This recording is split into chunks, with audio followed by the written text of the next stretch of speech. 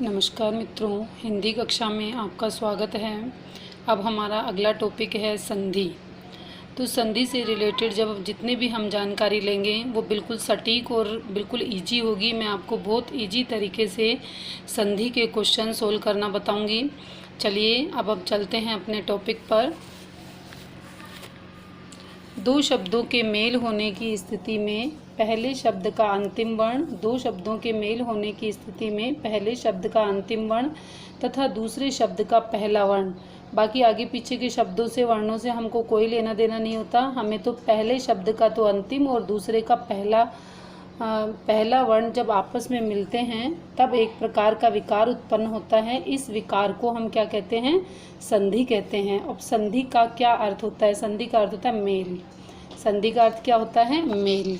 अब देखो, जैसे मान लो हमारे पास एक शब्द है विद्या, और एक बात यह भी आपको ध्यान रखनी है कि प्लस से पूर्व वाला शब्द और प्लस के बाद वाले शब्द दोनों का कोई ना कोई सार्थक अर्थ होगा, तो ही हम उसका संधि विच्छेद सही मानेंगे, अन्यथा हमारा संधि विच्छेद गलत है। ठीक है। अब जैसे विद्या का अर्थ विद्या होता है और आलय का अर्थ होता है घर, अर्थात विद्या का घर, तो क्या बन गया? विद्यालय। तो यहाँ भी आ था, यहाँ भी आ था, ये दोनों मिलकर के आ होकर के यहाँ पर दीर्घ संधि हो गई। तो हम अभी पढ़ेंगे, जैसे हम संधियों के प्रकार पढ़ेंगे तब हम इनका अध्ययन करेंगे। तो मैं आपको बहुत ही विस्तार से, बहुत ही अच्छे से इनको मैं आपको समझाऊंगी। जैसे नर प्लस ईश, तो नर में तो ए है और यहाँ पर ई है, ए और ई मिलकर के ए हो जाता है, इसलिए गुण संधि हो गई यहाँ पर। तो क्या बन गया? नरेश। पहले शब्द में ए और आ मिलकर के आ बना, अर्थात दूसरे शब्द में ए और ई मिलकर के ए परिवर्तन हो गए। दो वर्णों के मेल से जो विकार उत्पन्न होता है उसे हम संधि कहते हैं। ठीक है। अब ये तो ठीक है, हमने जानकारी के लिए पढ़ लिया। इस तरह का कोई क्वेश्चन हमारे यहाँ पे पूछा नहीं जाता है। हमारे तो डायरेक्ट क्या दे देंगे? संधि विच्छेद वाले शब्द दे देंगे, तो उन्हें संधि युक्त करवाएंगे और संधि युक्त शब्दों से हमको संधि विच्छेद करना है। अब देखो, संधि युक्त शब्दों को अलग अलग करके संधि युक्त शब्दों को अलग अलग करके लिखने की जो प्रक्रिया है उसे तो संधि विच्छेद कहते हैं। विच्छेद का अर्थ होता है टुकड़े करना। विच्छेद का अर्थ क्या होता है? टुकड़े करना, है ना। विच्छेद कहते हैं। जैसे सदैव, ये एक शब्द है हमारे पास में, तो हम इसका क्या करेंगे? सदा प्लस ए, तो आ प्लस ए मिलकर के आई आदेश हो जाता है। ठीक है। ऐसे ही न्याय प्लस आल्य, तो क्या बन गया? न्याय प्लस न्याय का घर, मतलब क्या बन गया? न्यायालय बन गया। ठीक है। ऐसे ही अब अपने संधि कितने तरह की होती है, देखो संधि को कितने अच्छे से इन्होंने समझा रखा है। संधि, अब ये तो एक फूल है, ठीक है, एक बीज है। अब बीज के कितने पार्ट हो गए? स्वर संधि, व्यंजन संधि और विसर्ग संधि। और हमारे जो कोर्स में है और सबसे ज़्यादा जो इम्पोर्टेंट है वह हमारे है स्वर संधि। ठीक है। इसी में से क्वेश्चंस आते हैं। ये देखिए, सबसे पहले हमारे है स्वर संधि। संधि के 3 भेद होते हैं। पहली है स्वर संधि, दूसरी व्यंजन संधि और तीसरी है विसर्ग संधि। ठीक है। अब नाम से ही प्रतीत हो रहा है स्वर, तो अब इसमें स्वरों से हमको बाहर नहीं जाना। स्वर कौन कौन होते हैं वो हमने पीछे पढ़े हैं। स्वर कौन कौन होते हैं हमने पीछे पढ़े हैं। तो जैसे मान लो हमने पढ़े थे 11 हमारे स्वर पढ़े थे, जिसमें से ह्रस्व स्वर थे 4 और दीर्घ स्वर थे 7 और 2 क्या थे? आयोगवाह। ठीक है। ये हमने स्वर पढ़े थे। तो इनसे बाहर हमारे स्वर संधि में और कुछ भी नहीं जाएगा। देखो, दो स्वरों के मेल से जो विकार उत्पन्न होता है वे क्या कहलाते हैं? स्वर संधि कहलाती हैं। और ये 5 प्रकार की होती है स्वर संधि। देखो, अब स्वर संधि के भेद, पहला है दीर्घ संधि, दूसरा है गुण संधि, तीसरा है वृद्धि संधि, चौथा है यण संधि और 5वां है अयादि संधि। ठीक है। अब देखिए, हम सबसे पहले पढ़ते हैं दीर्घ संधि। अब दीर्घ संधि के अंतर्गत क्या क्या आता है? देखो, दीर्घ का मतलब होता है कि थोड़ा बड़ा।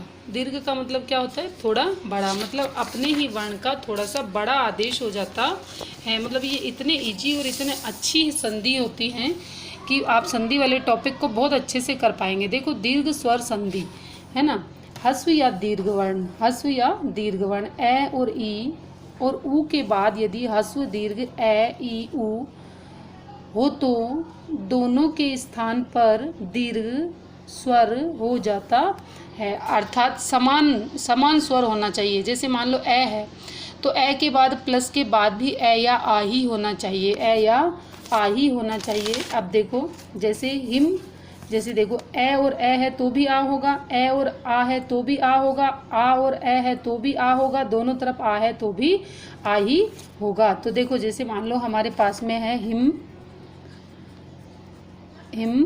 प्लस अंशु। तो देखो अब हमारे पास में क्या है, ये हिम प्लस अंशु। क्या शब्द है हमारे पास में, हिम प्लस अंशु। तो मैं हलंत नहीं है ना, मैं पे देखो, तो जहाँ पर व्यंजन में हलंत नहीं होता तो वहाँ स्वर जरूर होता है। अब स्वर में मान लो यहाँ कोई मात्रा नहीं है, तो कोई मात्रा नहीं है तो वह स्वर कैसा होगा, ए वाला होगा। वह स्वर कैसा होगा, ए वाला होगा। जैसे देखो मैंने यहाँ पे आपको लिख के भी दिखाया थोड़ा सा, हिम प्लस अंशु। अब ए और ए मिलकर के तो कुल मिला के हमको क्या करना है, दीर्घ करना है। कुल मिला के हमें क्या करना है, दीर्घ करना है। तो क्या लिख देंगे हम, हिमांशु। क्या लिख देंगे, हिमांशु। क्या लिख देंगे हम, हिमांशु। तो ए है, अगर ये हलंत वाला होता तो इसमें स्वर नहीं होता है ना, ये स्वर रहित हो जाता। ठीक है, अब देखो ऐसे ही आगे हमारे पास में सार प्लस अंश। क्या है आगे हमारे पास, सार प्लस अंश। आ गया होगा अब तो समझ में। सार में से तो क्या लिया, ए लिया, और ए हमारे पास में है तो ए और ए मिलकर के क्या बन गया, आ बन गया। तो क्या बन गया, सारांश। ठीक है, अब संधि के नाम से ही आपको आ जाना चाहिए। और देखो हम क्या करते हैं, सबसे पहले मैं आपको एक और इसका आपको एक परिचय दे देती हूँ। जैसे मान लो हमारे स्वर हैं ए, आ, छोटी ई, बड़ी ई, छोटा ऊ, बड़ा ऊ, री, ए, आई, ओ, औ, अंग और ए। अब ये तो क्या है, अयोग वाहा थे, हमने पढ़े हैं ना, अयोग वाहा। अब ये हमको ध्यान रखना है कि जो स्वर, अब अपन लाइन से चल रहे हैं। अब हमने कौन सी संधि पढ़ी, हमने स्वर संधि। अब स्वर संधि में ए से लेकर के और ये री तक के जो शब्द हैं बस ये ही आएंगे, इसके बाद कुछ भी नहीं आएगा। ए और ए है तो आ करना है, आ और ए है तो भी आ करना है। यदि दोनों तरफ आ है तो आ ही करना है। ठीक है, ऐसे ही ई और ई है तो बड़ी ई करनी है, ई और छोटी ई है तो भी बड़ी ई करनी है, छोटा ऊ है तो भी ये ऊ करना है, और री है तो बड़ी री करनी है। अब देखो री वाला उदाहरण भी मैं आपको, जब उदाहरण आएगा तब आपको समझाऊंगी। आपको मेरे ख्याल से आपको समझ में आया होगा, क्योंकि संधि पढ़ रहे हैं, पहली संधि है। अब कहाँ से कहाँ तक के शब्द हमको लेने हैं। यदि आपको वर्ण व्यवस्था याद है, यदि आपको वर्ण माला याद है, तो आप बहुत ही आसानी से संधि सॉल्व कर सकते हो। ये मैंने संस्कृत में भी कक्षा 10वीं के जो मैंने पाठ्यक्रम दिया है, उस पाठ्यक्रम के अंतर्गत मैंने बहुत अच्छे से संधि को एक एक टॉपिक से समझा रखा है। अब आगे देखिए, ए प्लस ए है तो क्या हो जाएगा, आ हो जाएगा। जैसे रेखा, तो रेखा में आ है और यहाँ पे ए है, तो आ और ए मिलकर के भी हमको क्या करना है, दीर्घ स्वर करना है, मतलब आ ही करना है। तो क्या बन जाएगा, रेखांकित।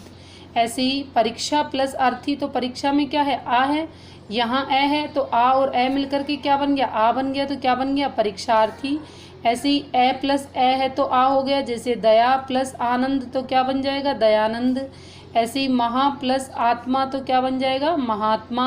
तो ऐसे ही देखो भाई ई और ई का आता है। अब देखो ई चाहे इधर ई है ना, प्लस के बाद भी बड़ी ई है या छोटी है, जैसी भी है, हमको कुल मिला के बड़ी ही करनी है और दोनों तरफ एक जैसा ही होना चाहिए। अब देखो जैसे अति प्लस यू है, अति प्लस यू है, तो देखो इधर छोटी ई है, अति में देखो छोटी ई है ना, अति है, मान लो ये अति है, तो अति में क्या है, छोटी ई है, और यहाँ पर भी छोटी ई है। अब छोटी छोटी दोनों मिली तो क्या बनी, एक बड़ी बन गई। देखो देखो ये रही आपकी अति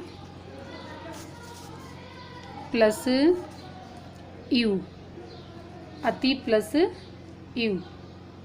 ठीक है, अब ये छोटी वाली ई है। ठीक है ना, अब हम क्या करेंगे, देखो अति प्लस यू, तो ये अति में क्या है, छोटी ई है।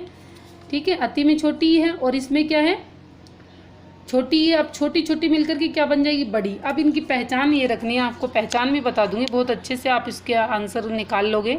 अति प्लस यू तो क्या बन जाएगा, अतियु बन जाएगा। ऐसे ही कवि प्लस इंद्र क्या बनेगा, कविंद्र बन जाएगा। ऐसे ही ई प्लस बड़ी ई बराबर बड़ी ई। जैसे गिरी प्लस ईश तो क्या बन जाएगा, गिरीश बन जाएगा। हरि प्लस ईश क्या बनेगा, हरीश बनेगा। ई प्लस ई है ना, तो क्या बन जाएगा, सची प्लस इंद्र तो सचिंद्र बन जाएगा। नारी प्लस इंदु नारिंदु बन जाएगा। ई प्लस ई है, जैसे जानकी प्लस ईश, तो जानकी, देखो जानकी किसका पर्यायवाची, सीता का पर्यायवाची है ना। ईश मतलब भगवान। तो अब देखो ई है, बड़ी ई है, और यहाँ भी बड़ी ई है, तो बड़ी बड़ी मिलकर के बड़ी हो जाएगी, तो क्या बन जाएगा, जानकीश। ऐसी रजनी प्लस ईश तो क्या बनेगा, रजनीश। ऐसी ही लघु प्लस उत्तर क्या बनेगा, लघुत्तर। मतलब बड़ा ऊ लगा देना है हमको, दोनों तरफ देखना है। अगर जरा सा भी भिन्न होता है तो वह यह संधि नहीं होगी। दोनों तरफ समान अक्षर होने चाहिए, और कहाँ तक होना चाहिए, री तक, बस। इससे आगे हमारे पास में नहीं आएगा। ऐसी भानु प्लस उदय क्या बन जाएगा, भानुदय। ऐसी ही नेक्स्ट है अपने पास में मधु प्लस ऊष्मा, मधुष्मा। ऊ प्लस छोटा ऊ बराबर बड़ा ऊ होता है, आपको बताया है, मैंने बताया अभी आपको। ऐसे ही वधु प्लस उत्सव क्या बन जाएगा, वधुत्सव।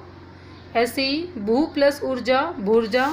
ऐसे ही वेद प्लस अंत, वेदांत। चर प्लस अचर, चराचर। दश प्लस आनंद, दशानंद। सत्य प्लस आग्रह, सत्याग्रह। यथा प्लस अर्थ, यथार्थ। करुणा प्लस अमृत, करुणामृत। महा प्लस आशय, महाशय। ऐसे ही नेक्स्ट है महा प्लस आनंद, महानंद। हरि प्लस इच्छा, हरिच्छा। अभि प्लस इष्ट, अभीष्ट। परि प्लस इच्छा, परीक्षा। मुनि प्लस ईश्वर, मुनीश्वर। लक्ष्मी प्लस इच्छा, लक्ष्मी इच्छा। मही प्लस इंद्र, महेंद्र। नदी प्लस ईश, नदीश। मही प्लस ईश, महीश। सु प्लस उक्ति, सूक्ति। गुरु प्लस उपदेश, गुरुपदेश। सिंधु प्लस उर्मी, सिंधुर्मी। अम्बु प्लस उर्मी, अम्बुर्मी। और भू प्लस उन्नति, भुन्नति। वधु प्लस ऊर्जा, वध्वर्जा। अब देखिए हम इसमें क्या, अब देखो जो री है ना, ये हमारे संस्कृत में आता है। री कहाँ आता है, संस्कृत में आता है, इसलिए हम यहाँ केवल क्या पढ़ेंगे, ऊ और बड़े ऊ तक। अब इस तरह से आप याद रख सकते हैं।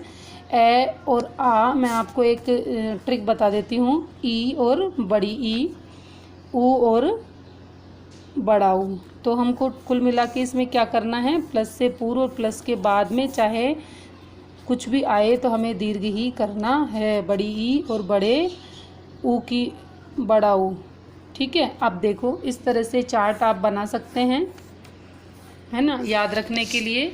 ये दीर्घ संधि का एक चार्ट है, आप इसका स्क्रीनशॉट ले लें। अब ये देखिए इसको कैसे करना है।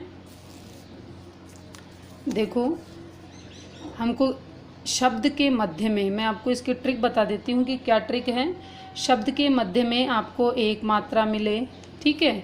शब्द के मध्य में आपको बड़ी ई की मात्रा मिले, शब्द के मध्य में आपको बड़े ऊ की मात्रा मिले, तो मतलब कौन सी संधि हो गई है, दीर्घ संधि। कौन सी संधि हो गई है, दीर्घ संधि, ठीक है भाई, ये याद रखना है। दीर्घ संधि के लिए खाली 3 मात्राएं ही बनी हैं, चौथी मात्रा दीर्घ संधि के लिए नहीं होगी, ठीक है। मैं आशा करती हूँ कि आपको दीर्घ संधि अच्छे से समझ में आई होगी, और इसके पश्चात हम एक छोटे छोटे वीडियो बनाएंगे जिससे आपको अच्छे से समझ में आए। और इसके बाद मैं आपको नेक्स्ट वीडियो में आपको गुण संधि के बारे में समझाऊंगी। यदि आपको मेरा चैनल अच्छा लगा, मेरे द्वारा दी गई जानकारी अच्छी लगी, तो आप मेरे चैनल को लाइक करें, शेयर करें, सब्सक्राइब करें, अपने मित्रों से बांटें। जय हिंद, जय भारत।